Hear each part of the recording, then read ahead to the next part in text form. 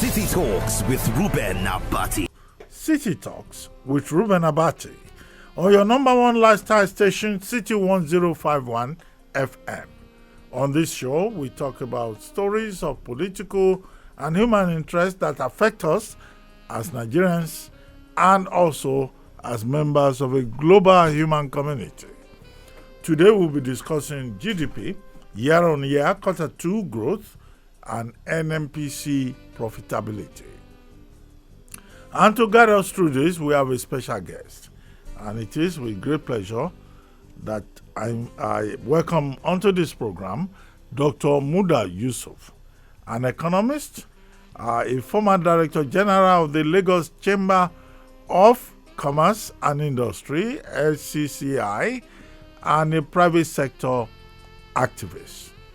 Dr. Muda Yusuf is an economist, and he has contributed immensely to the national economic discourse through his research-based analysis of policies of government as they affect various sectors of the Nigerian economy.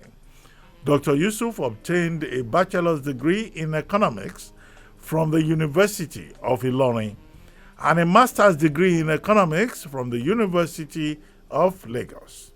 He also holds a master's degree in business research and a doctorate degree in business administration, both from Swiss Business School, Switzerland.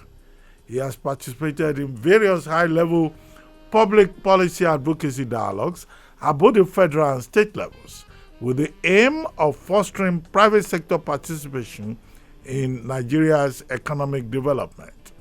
He has represented the Nigerian private sector in several economic and business policy formulation and review processes at the state and national levels. He is a leading advocate of an enabling environment for the Nigerian private sector, and he has a vast knowledge and exposure in business research and economic policy issues affecting business. He has worked very closely with government agencies to ensure the creation of a conducive investment climate for the Nigerian private sector. He's a leading commentator also on national, economic, and business policy issues. If you want to be part of this conversation, you can call us, join us on 0700 1051 1051. You can also leave comments on WhatsApp 09099 164403. And you can also join us on social media accounts at City1051 on Zoom and Facebook. Dr. Muda Yusuf, thank you very much for joining us on City Talks with Reuben Abati this Saturday. You are welcome. Thank you very much, Dr. Abati.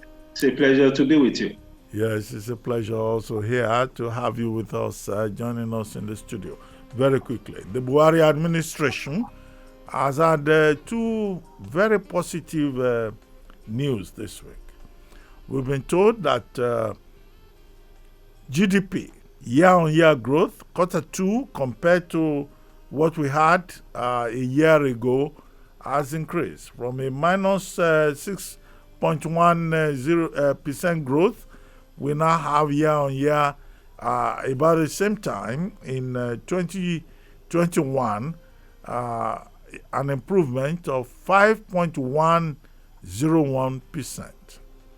And this has been a cause for jubilation. Some people have said, well, this is about, deep base point and all of that, and that what has happened is because of the renewal of economic activity. So this was to be expected, particularly if you look at these affected sectors, transportation, service, and all of that. But is it still something that we need to glow about? Yes, of course, it's something that we need to be happy about. But we should celebrate cautiously. Because just as you said, the economy is still in a recovery phase. And the numbers that we are seeing, I'm talking now about the GDP growth rate of 5.01%. It's a year-on-year figure. In other words, we are comparing the situation in the economy in Q2, that's quarter 2, 2021, with the conditions in the economy in Q2, 2020. Now, in Q2, 2020, we had perhaps the worst contraction in the economy. We had a contraction of a negative 6.3%. That was the peak of the lockdown. Economic activities were crippled. There was no movement and so many other things. So the economy was practically at a standstill. So when you compare that with what we have now, even ordinarily, there's an improvement. So what we are seeing is a gradual return to normalization of economic activities. Some of the sectors that were under lockdown are now beginning to function, like the entertainment industry, the hospitality, the aviation. In 2020, this time, Q2 2020, there was even no movement. So all of these things are beginning to play out. And that is why we are seeing the sharp increase in the GDP. That is not to diminish the fact that the government has also done a few things to improve the environment, to initiate some reforms and so on and so forth. But fundamentally, this is about a return to normalization of economic activities. It's also about a very profound base effect. That's what we call it. When I say base effect, we are looking at the base with which we are comparing the current situation to. And the base was Q2 last year, which was one of the worst periods that we had in this economy. It's like moving from the bottom of the valley to ground zero. Even if you are in ground zero and you have graduated from the bottom of the valley to that level, it's still a very significant progress. So that is what it is. The key drivers that we have seen in these GDP numbers, road transportation was the biggest, 92% in terms of growth. Rail, 53%. Gas, steam, AC, 78%. Coal mining, 34%. Trade, 22%. Water and waste management, 18%. These are some of the biggest numbers. Now, another thing you look at in this is that to what extent are these also very significant in terms of contribution to GDP? That is what will have the biggest impact, because these sectors, their contributions to growth are not necessarily weighted. Coal, for instance, and some of these sectors, some of them contribute less than 1% to GDP. So if they are posting a growth rate of 90%, 78%, on the impact on the economy generally may not be that significant. But I must single out the fact that the trade sector recorded 22% growth, which was significant, because again, when you relate it to Q2 2020, the trade sector was practically paralyzed. We had a collapse of supply chains. There was no movement and all of that. So those things played out. So, but for the sectors that actually have very great job creating potentials, I've mentioned trade, which is very good because trade contribution to GDP is about 16%, which is significant. Agriculture, from what the report has shown, grew by 1.3%. Of course, you all know what the problems are with the agricultural sector, especially around issues of insecurity around the country, and particularly on the farming communities across the country. And of course, there are other factors, the cost of inputs, all of that, access to foreign exchange, and so on. Manufacturing also grew by 3.49%. Telecoms has been doing very well. It's one of the best performing sectors in this economy, grew by 5.9%. Motion pictures, music, that's another area where we are very strong, especially our youths. The sector is also coming up remember during the lockdown, it was one of the worst hit sectors. So the sector also grew by 5.02%. Insurance, surprisingly, it grew at 15.68%. That's very interesting. But other financial services sectors contracted from these figures. Chemicals and health also grew significantly, 9.24%. But the worst in terms of performance was oil refining.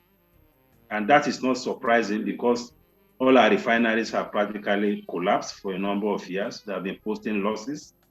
And therefore, we had a contraction of 47% in oil refining. Crude oil and gas also contracted 13%. Well, you can attribute that to a number of factors, or the problem of vandalization, security in the Niger Delta, and of course, the contraction in output, OPEC quota, and so on and so forth.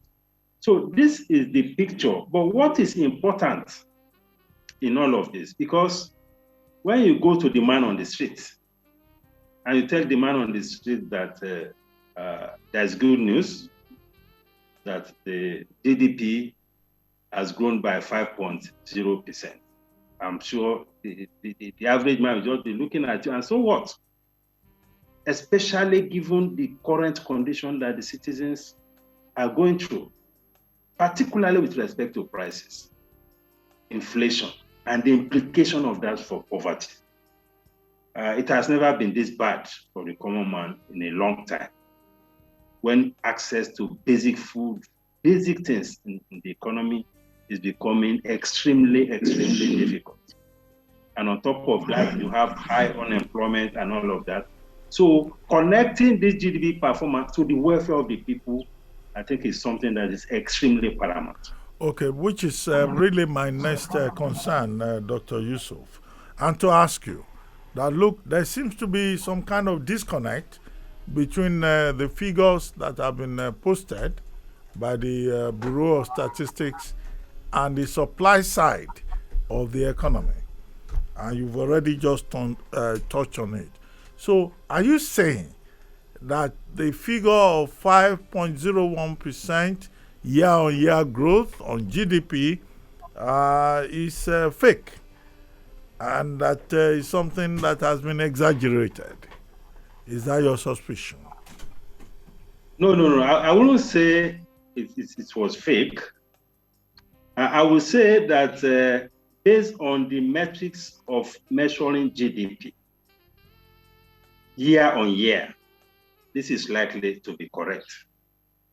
But economic performance is not only about this kind of numbers. We manage economy for people. We manage the economy for the prosperity of investors. We manage the economy for the welfare of the people. So there are different metrics. On the score of these metrics, which is the GDP growth year on year, and given all the parameters that I've outlined, this is possibly correct. But when we are relating with people, we need to go beyond this and look at what does this mean? And how can this connect to the people? How can it connect to investors? That is important, because these figures are not ends in themselves. They are supposed to be means to an end. And the end is the prosperity of investors, more employment, access to basic things, which we currently don't have. So that is why sometimes when we look at growth and we look at GDP, we talk about inclusiveness of GDP growth. We have had this in the past, when we had very high oil price and all of that, and we are posting high GDPs, and yet the poverty situation was getting worse. This is exactly what we are having. Even though the president has said, well, we are lifting 100 million people out of poverty in 10 years, but with a situation where the price of gari, the price of bread, the price of yam, the price of tomatoes, and all of these things have doubled. In some instances, have even tripled in the last 1 year. It is difficult to be celebrating this kind of numbers. because it doesn't mean anything. It doesn't mean much to the average person. And look at even investors. It has been extremely difficult for investors in terms of access to foreign exchange, in terms of the cost of transportation, in terms of getting your goods out of the ports, in terms of the regulatory pressures, in terms of the taxation pressures, all sorts of issues around them. So even for investors, this is also still not the best of times. So this may not be much of music, either to the man on the streets or to the investors that, yes, we have a GDP growth of 5%. But for an economist, you can regard this as what we call a leading indicator. Indicator that there's normalization in the economy, and it also has some very positive signaling effect. Yeah, and I guess that's why the Buhari administration has been celebrating. I mean, I've seen press statements issued to the effect that, look, it shows that Nigeria is out of recession, that, the government is doing the right thing to protect the interests of the people. But the major challenge is this. Yes, 5.01% year-on-year growth. Okay, what does the future portend? Can we sustain this? What do we need to do to be able to sustain it? And would this be derailed by the politics of 2023, which will become the major issue very soon and would displace economy as a major focus? Well, in order to sustain this, and in order, just as I said, to connect to what matters more to either investors or to the common people, we need to do a lot more than we are currently doing. We need to do a lot in the policy area. We need to do a lot more in the structural area. And when I say structural, I'm talking about issues around infrastructure. We also need to do a lot more in the area of reforms, some key reforms in some areas. We need to do a lot more to attract more investment into this economy. Now, let me start with the area of policy. First of all, the policy environment currently is not something that is too conducive to investment. I'm talking about investment because it is investment and investors that will create jobs for people. And if investments are not sustainable, there's no way you can create jobs. Now, look at what investors have been facing around the foreign exchange market for the past 1 year or more. First, there are serious issues around the depreciating exchange rate. Today, we are talking of an exchange rate of well over 500, 515, 513, 510. That is affecting a whole lot of things. It's affecting the individuals, it's contributing to inflation, it's affecting the cost of production and all of that. Then we have the issues of liquidity in the foreign exchange market itself. Even as things are with what the CBN, we have as our NAFEX rate, if you need the foreign exchange, can you get it? No. Most times you get maybe 10%, 15%, 20% of what you need. So we need to look at policies around that. It's a supply side issue. It's a productivity issue because if the economy is not activating its supply machineries, the apparatus of supply, then we'll continue to have issues and we may not be able to sustain whatever we claim to have achieved. So the foreign exchange environment needs to be more predictable. It needs to be less volatile. It needs to inspire a lot more confidence in investors, whether they are domestic, whether they are foreign. Then we need to look also at our trade policy. Trade policy is about policies that affect import and export. There is no country that is an island. Even if you are having 90% local content in a particular production system, if you need the 10% imports, if you don't have the 10% as part of your production, you don't have a product. So for completeness of the process, whatever you have to import, we should make it easy for people to have access to those importations. We should not carry on as if we tend to criminalize imports. We can have policies around it in a way that imports will not jeopardize domestic production. And to the extent that they are not jeopardizing domestic production, we need to make it easy for people who need some of these imports to have access to them. The challenges that we face, that businesses are facing with respect to the entire chain of the importation process, or even international trade process, because these problems affect both import and exports. And those who engage in international trade will tell you that today is a big nightmare. Crossing either our land borders or taking something in and out of the ports. These are critical things that are affecting productivity, that are affecting investors' confidence. Then we have the regulatory issues. We have so many regulators. Of course, we need systems to be regulated. But sometimes there are issues of overregulation. There are also issues about the regulatory agencies almost coming across as more of revenue generating agencies rather than regulating a system. Most of them are chasing revenue targets.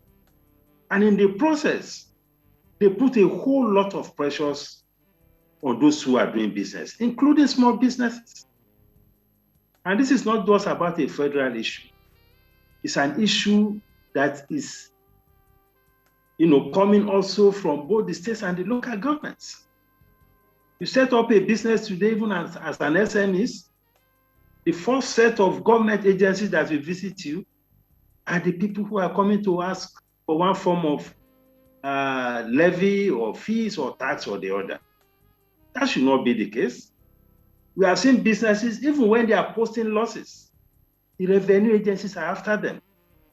So the regulatory agencies should also see themselves as agencies of government that need to support investments to grow. Not agencies of government that will put unnecessary burden on investment.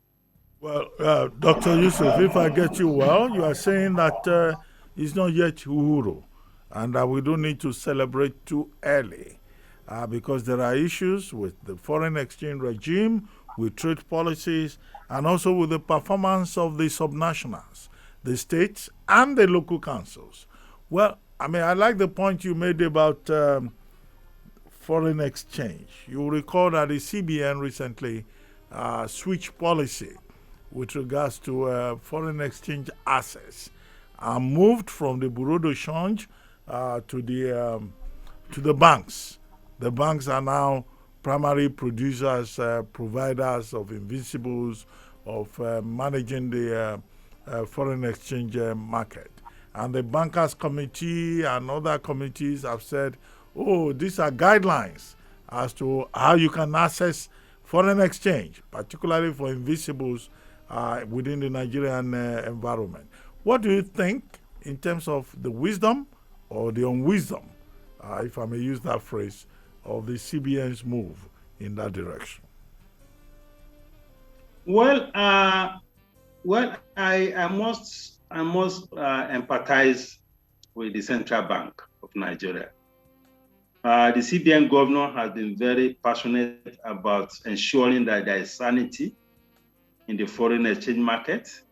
He has been very passionate about getting rid of, people who are speculators and all of that, trying to clean up the whole space, which is a good thing. But I have a major reservation with his approach, to achieving the desired outcomes. Now, the retail transactions have been moved from the BDCs to the banks.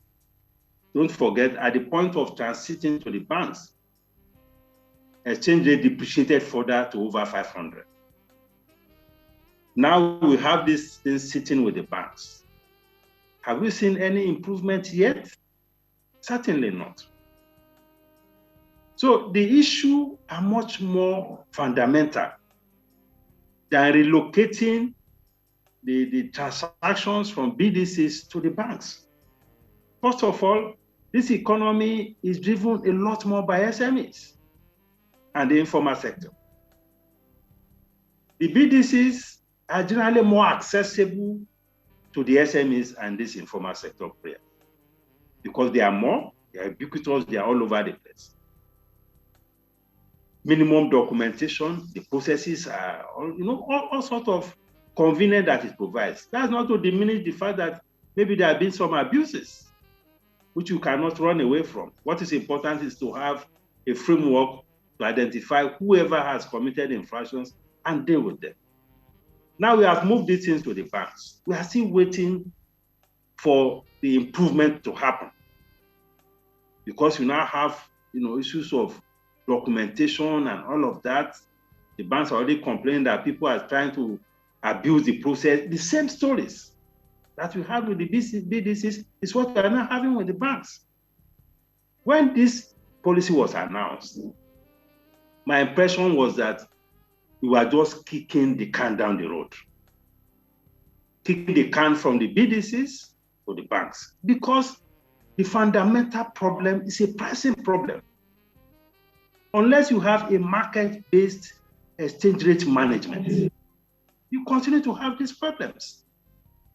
Because the challenge is that because the system is offering a lot of premium, a lot of arbitrage opportunities, the place is flooded by what we call rent seekers. People who want to take advantage of the differential between the rate we are selling and the rate that the market is offering. Because right now, we are talking of 410, 411 from the CBN, from the banks and so on. The market rate is well over 500. So even if you put angels in the bank, these problems will still manifest. And it's only a matter of time. You will see what I'm talking about. It's not going to change anything. So the CBN has been a bit averse to market principles. And that has not been working well for us as an economy. Even leading economies of the world embrace the market framework to propel their growth. Even the SY communist countries are now adopting market principles. But somehow, the CBN has been fixated with administrative management of these processes. And it has not worked. And that is why we have seen a lot of firefighting. Recently, the BDCs were removed from the retail sales. Now, there was a recent issues around the fintech people. Recently, there was another circular about microfinance banks. Now, the banks are saying that some people are, these problems will continue.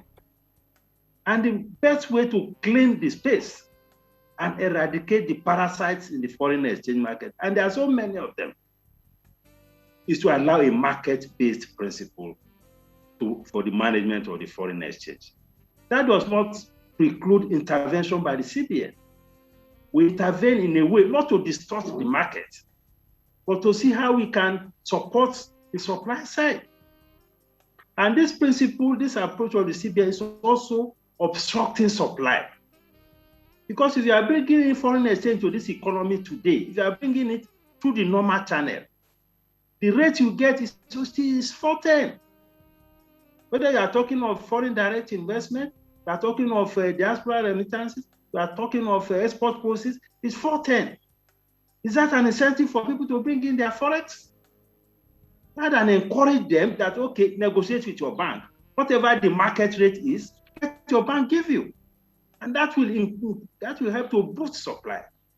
So it has implications both for the demand and the supply side. On the supply side, it's obstructing and discouraging supply. On the demand side, it is encouraging a lot of rent seekers, a lot of parasites, a lot of people with influence to hijack the forex, such that those who actually need the forex don't get them directly. So the system is creating a lot of distortions, and I believe that is something that we need to revisit, and we need to create a bigger room for a market-based mechanism in the foreign exchange market. Yeah, but Dr. Yusuf, if we may just balance this a little bit, you recall that in the last few days, the Central Bank of Nigeria issued a number of guidelines about how there will be sanctions for persons or organizations or banks or whatever that try to abuse the new forex, allocation regime. And many of the banks themselves issue statements saying, look, if you abuse it, there will be sanctions. Are you saying that those sanctions will not work? Because persons have been told when you apply for those invisibles, there must be actual need, and the banks will not allow misrepresentation. And even when you apply and you don't use the money, then you have to return it. Do you think that those measures are not far-reaching enough? Because it would seem like the CBN and the Bankers Committee have anticipated some of the concerns you just raised.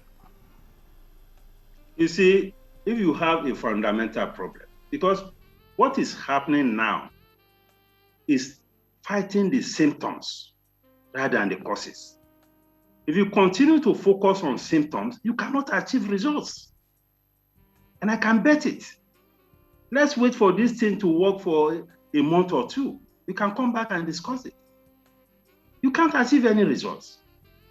What we see is that people who don't have any business traveling will just come up with all sorts of fake documents to get the forex. They get buy tickets and all of that. People will come with all sorts of things. It's a subsidy management problem.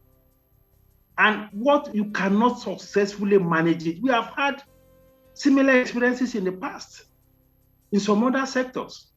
That's how we had a major crisis with fertilizer. When there was heavy subsidy on fertilizer, we had stories of people diverting these fertilizers from the ports. The government at that time said the military people were deployed to accompany the trucks so that there would be no diversion. And what happened? Both the trucks and the military people also were disappearing because there was huge benefits from the subsidy. We had the same problem with petroleum products. The other time I saw the NNPC, EFCC, police and all of that saying that they want to block the smuggling of petroleum products. It is very difficult to do because you have embedded in the pricing policy a huge incentives for people to smuggle the things. How many borders will you police? How many people will you chase? Even if you deploy the whole military or the whole EFCC, it's very difficult. So a market-based solution can go a long way. If there are issues of market failure, which is recognized in economics, you can find ways to mitigate market failures. In other words, when the market is not giving you the right objective, you can see there are ways to deal with it. It's something that is recognized in economics. We call it market failures. But not to subject the entire system to administrative controls. It doesn't work. We have seen it with this fuel subsidy. Up till now, today we are being told that we are consuming 100 million liters per day. Who is consuming that? Imagine the kind of leakage that is causing. The same thing we are having with the foreign exchange. We have people in the market who have no business importing anything. But because we have put there a huge premium for people, then a lot of people who have influence are the people that will get it. So the point I'm making is that I appreciate all the efforts, the CBN, the banks, and all of that. But we need to address fundamentals. If you don't address fundamentals and we continue to chase the symptoms, then the problems will remain with us. Okay, Dr. Yusuf, when we started this program, I said the Buhari administration has been talking about two positive, happy stories this week. The second story has to do with the profitability of NNPC, as has been reported. That the NNPC has made profit of about 287 billion naira, the first time in 44 years. And the administration says President Buhari has directed the NMPC to publish the financial statements, audited financial statements, to indicate this. And yet, this is the same NMPC that many Nigerians have been criticizing on the basis of leakages, wastages. So, I mean, what is the truth behind this? What is this profitability? What is it based on? And how does this relate to the new proposed regime of a private, publicly quoted NMPC that will be known as NMPC Limited under the purview of the Petroleum Industry Act 2021? Yes, well, first of all, let me commend the current leadership of NMPC. That's Mr. Mele Kyari. Engineer Mele Kyari. We shouldn't take that away from him. Yes, he comes across as somebody who is committed to reforms in the oil and gas sector. The sector is a very difficult place to reform because I know that there are entrenched interests in that system. Is committed. Of course, the place has a reputation of being opaque in the way that the place is being managed. He has assured us of publishing the audited accounts. I mean, these are very bold steps. And I know that he was also very instrumental to the Petroleum Industry Act, which we have. So I must appreciate what he's doing. And I must also appreciate that, of course, there will be forces against all these reforms.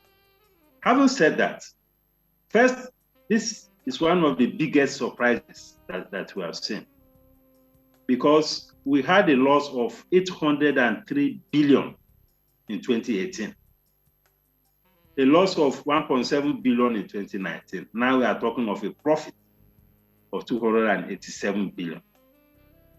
And this is the first time in 44 years. So something fundamentally must have changed.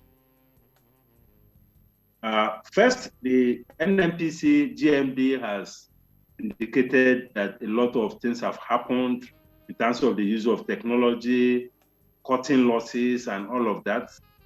I think that is a welcome development. If that is what is giving us this result, although the results I'm not sure have been published, so that we can have better access to the numbers.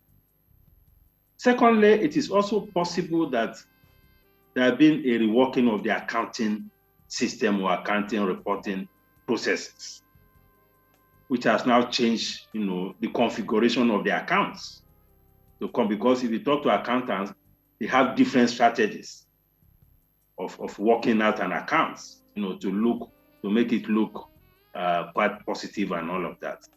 So it is possible that also the accountants may have done a much more innovative or creative work in preparing some of these accounts. That is possible. Because the refineries that have been posting losses, huge losses for that matter, are part of the NMPC. And they are a major part of NMPC. In 2018, the refinery posted losses of 154 billion. There's a time Kaduna refinery had even zero revenue. Then we have this subsidy problem, which has now been dressed up or now regarded as or characterized as under recovery. It's also under the purview of the NMPC. So I don't know how this has worked out altogether for this kind of numbers to come. I'm not doubting the numbers, but some of these things are one is just being curious. That if you have an environment that is carrying the burden of subsidy, huge amounts, we are talking of over $1 trillion a year.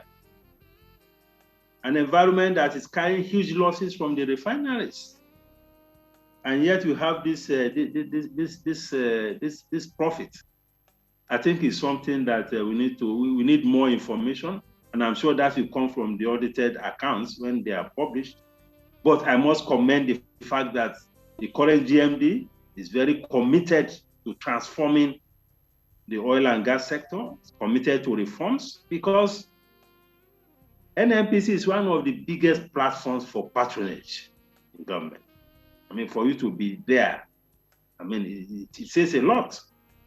And for you to reform that kind of place, it also takes a lot of courage, you know. So I must commend that, and I must commend the direction in which things, if you are bold enough to say that you are going to publish the accounts, audited accounts, which we have not seen in many years, I think it's something that we need to commend. Well, Dr. Yusuf, incidentally, since Mele Kyari took over as head of Group Managing Director of the NNPC, he has published audited reports twice, you know, which in itself is a major development and a major credit to the Buhari administration. And now the president has asked him to go ahead and publish further audited reports. But the concern that has been expressed out there is that this NNPC profitability that has been reported is driven largely by the importation of fuel.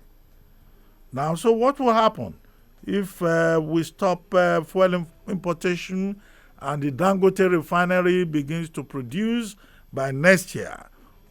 Are we still likely to be in a position to talk about the profitability of NNPC? Well, I think until we see the full financial statements, it will be difficult to actually come to this conclusion that you have mentioned. Let us see the full numbers. That is one. Secondly, we have been importing petroleum products for a long time, and yet we have not been able to see this kind of profitability. So this is a game changer. This is not the first time we have been importing petroleum products for decades, at least for over a decade or more, and yet we have never posted these profits. So if we see the numbers, I mean, that will give us a clearer picture of what the sources are, whether it's the revenue side, whether it is the cost side, because I know that for you to come up with a profit, some changes must have taken place on your revenue structure, and a lot must also have happened with regard to your cost profile. So it's a cost and revenue thing. So we need to look at all these critical variables, revenue variables, and the cost variables to be able to come to a conclusion as to what is the main source or the key drivers of this profitability. Having said that, if you have the refineries, of course, the Dangote refinery coming on stream, the NNPC still has a lot of fees and things from which they are getting a lot of money. And NNPC, don't forget, is also now contemplated to be a major shareholder in the Dangote refinery. I mean, buying 20% of equity there. So even if Dangote is doing well, of course, that will also spill over to the profitability of NNPC.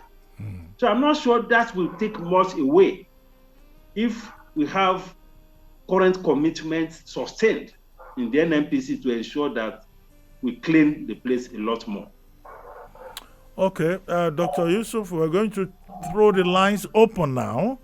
And those of you who have been listening to us or who have joined us on social media, if you want to be part of this conversation on two big positive stories coming out of Nigeria this week, you can call us on 0700-1051-1051. You can also leave comments on WhatsApp on 09099164403. And of course, you can also join us on our social media accounts at City1051 and also on Zoom and Facebook. Looks like we have our first caller on the line. Hello. Hello. Good afternoon. Thank you for joining us. Thank you. My name is Elijah Yakubu from Command. Please go ahead. I'd like to talk about talk on the CBN foreign exchange policy. They we have gone this route 4-5 years ago. The banks handling the forex, the CBN giving them forex. At the end, it failed. They went back to the period of change. They stopped again, and then went back to the period of change when even the former CBN governor acknowledged that with the BDCs is better. It's not as if you don't have abuses, but you should punish those that abuse the process that the CBN has set out, not to outright ban giving the forex to the BDC, because it's easier for people to access this forex from the BDC. As we are speaking now, the naira is losing its value every day and day. It's losing at least 2 naira, 3 naira every day. If the policy, this policy, giving the bank money to the banks give to the customers will not work. For example, one of the policies that like now you had your ticket, you had your visa. A friend of mine his son was going to school in Canada. They refused to give him this dollar because he doesn't have a return ticket, and they said it's the CBN policy that if you don't have a return ticket, they will not give you the $4,000. But the guy is traveling and going to school. Is he not going to feed himself after paying school fees? So he should be entitled to the money. The CBN should change all these the policies. This makes things more difficult for people to access these currencies, and the banks itself will engage in round tripping, which they do. They will collect this money and go and sell back in the black market. So I think the CBN should reverse these policies and go back and work with the BDCs so that we have a better, stable economy. And creating some policies creates uncertainty in the market. And when you create uncertainty, the naira will lose its values further. So the central bank governors will sit up and go back to these BDCs and arrange on how to supply this dollars to the SMEs and people that need them to travel. I think that's the better way to move forward on the foreign exchange policy. Thank you. Well, Dr. Yusuf, I'm sure you had that comment on the new dispensation with regard to foreign exchange. Your comment, he thinks that it's a wrong policy to move from the BDCs to the banks because the banks failed in the past.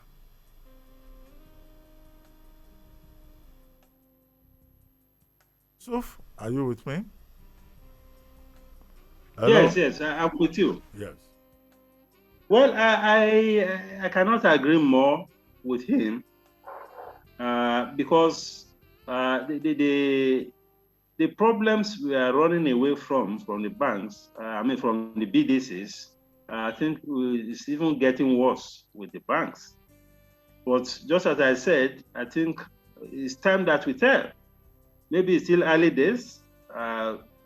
You said there have been threat of sanctions, new guidelines, and all of that. Let's see how far that we go. But my own position is that for as long as we are fixing exchange rates, for as long as we are administratively allocating forex, these problems will continue to be with us. That's my view. And let's take the next caller on the line. Who is there?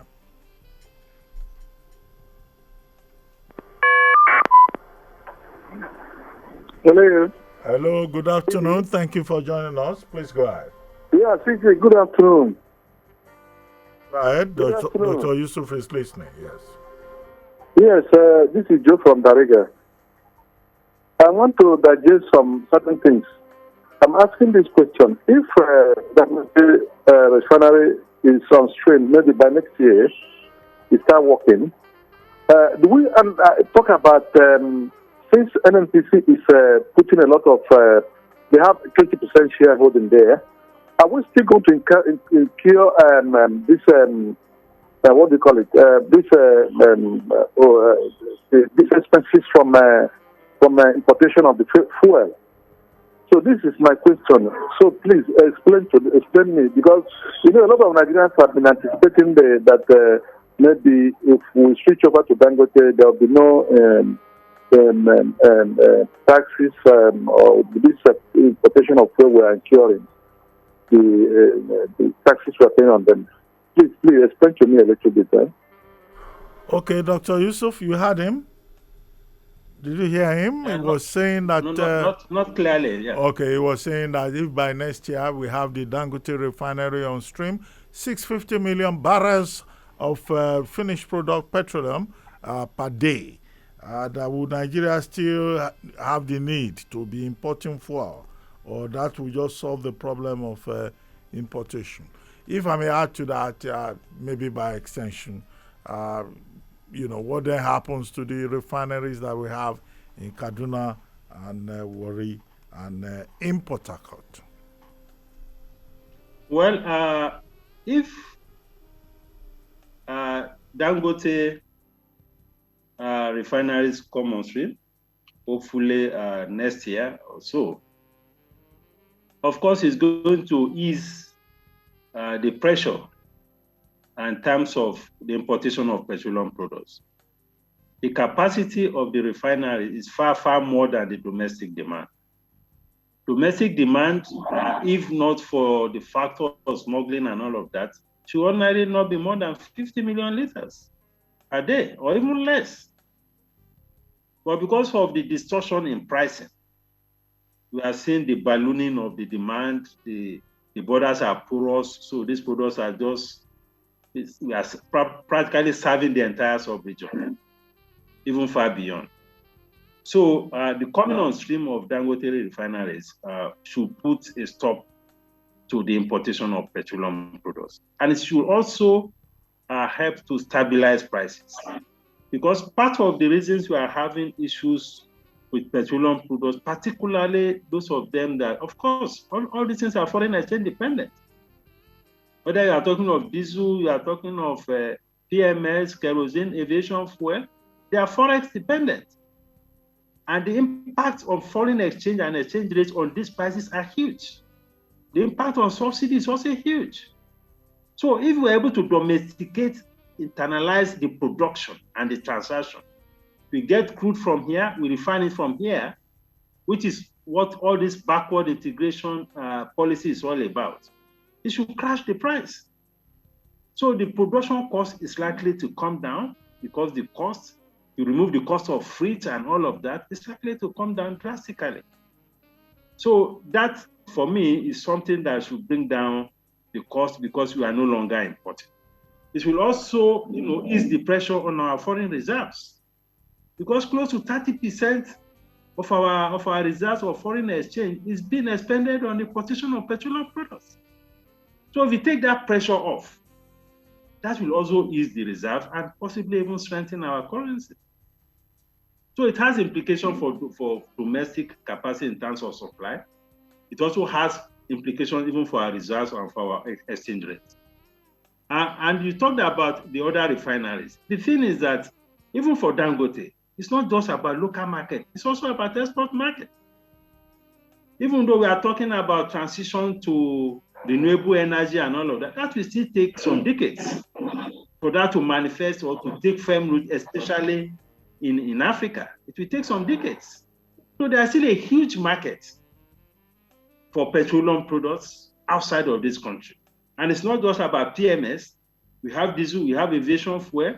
Then we have all these other associated industries like the petrochemicals, which we use for a lot of production, plastics, chemicals, and so on and so forth. We have the fertilizer component, which is also part of all this process. So there's a whole lot that will come from it. So you cannot overproduce a product that is in global demand. So if the refineries are come on stream, even the government-owned refineries, although I have concerns as to whether the government has the capacity to manage a refinery sustainably, that's a different conversation entirely. But in terms of whether we have the capacity, in terms of we are going to have surplus or something, I mean, the market is out there. It's a good export product. And we're likely to earn even a lot more foreign exchange, exporting refined products, either from the refiner, from the government-owned refineries or from the Dangote refineries. But I'm not a fan of government managing a refinery. I think it has never worked, and I'm not sure it will work. So that model we need to revisit. Okay, Dr. Yusuf, we'll take just one more call, and then we'll call it a day on City Talks with Reuben Abati. Looks like we have another caller on the line. Thank you for joining us. Please go ahead and please be brief. Yeah, good afternoon. Good afternoon. Yeah, I've been listening to and my greetings to you. And even me, I was very happy when I heard about the money that was generated, and such amount of money has not been still generated as it is for now. And even the issue of auditing that came up also again has taken long processes for a country like this without no account. And today we thank God that such things are coming up. And my advice and the little things I want to chip in is that the government, if they have government that is going outside to refine and to bring in, and we are having issues with expenses, and they look at that, it's also a deficit to the citizens also by paying more in addition to consumption. So I think government needs to look further to that steps also. They should look steps to that processing. So that we shouldn't be discouraged. They should find a solution that where we'll be refining here, we'll be producing here. I think if Nigerians can do that, the oil sector alone can take care of every crisis that we're having in this country. Thank you. Okay, well, I'm tempted to take just one more call because all the panels here are just blinking and yes, just one more. Please go ahead very quickly and then we'll go to Dr. Yusuf. Good afternoon, Joe from Barigi again. Yes. Please, I still want to explain something. Better they come from my last question. Better they come from the question I asked about Dangote this thing statement. Now, the second question I want to ask, sir, from the grassroots watch here, we have a lot of glass flaring, and then the cost of buying gas, domestic gas, is getting higher and higher every day. So what are we going to do, Mr. Doctor? What are we going to say about this? Thank you, sir. Dr. Yusuf, I'm sure you had the two persons, the two last callers who will help us to wrap up the program. What's your response to the cost of domestic gas and what you raised again about the Dangote refinery and the gentleman who talked about the need to plug leakages, wastages, and make the oil and gas sector more productive? Well, cost of domestic gas, it has been galloping, both the LPG and even the LNG, the gas that are used in factories. I think we need to strengthen our policies around the domestic allocation of gas. We produce gas, but somehow we export most of what we produce. I think the government has to look closely into that and ensure that we have better supply to the domestic market. Because in situations like this, particularly when you are dealing with a structure that is slightly monopolistic, some level of intervention becomes necessary. You cannot have a situation where we are a major exporter of gas and yet we suffer problem of domestic shortage of gas. Because we have seen instances where we are exporting as a country and people who are selling gas are importing gas into this country. So it's not a normal situation. So I believe the government needs to look critically into this domestic allocation of gas. In terms of leakages and all of that, I think these are governance issues. If the governance, if the leadership of the country is committed to cleaning up the space, we will clean it up. You have people who are reform-minded, who want to ensure that things are done properly, and we have hundreds of thousands of them in this country. We get the problem of transparency and leakages fixed. So it's a question of the right kind of people managing the system. It's also a question of the right kind of policies. It's a question of the right kind of systems that will ensure transparency in the environment. Well, on that note, I would like to thank you very much, Dr. Muda Yusuf, for taking time out today to discuss these issues of national interest with us. And we also hope that, Nigeria will be able to get it right at some point, because all of us, whatever may be our ethnicity, religion, or faith, or beliefs, we just all want this country to get it right and to move on for the benefit, for the advantage of every person, wherever they may come from. And I would also like to thank all our callers and those who reach out to us on social media, and to thank you very much for being part of this program again today. Remember, the conversation does not end here. You can reach out to me on my social media account at Abati1990 on Instagram, and you can also reach out on at City1051 on all social media platforms. For those of you who tuned in late, no need to worry. You can visit our YouTube page, City1051, to watch the entire show. And when you do so, don't forget to hit the subscribe button and leave comments. And don't also forget to tune in next week at noon for another exciting edition of City Talks. My name is Reuben Abati. The show was produced by Adedoja Allen, Abiodun Odunton, Ayodamola Oludara, Bello Hakim, and Oluwaseun Adetitun. Thank you very much for listening. We wish you a great weekend, and we'll see you again next Saturday. City Talks with Reuben Abati.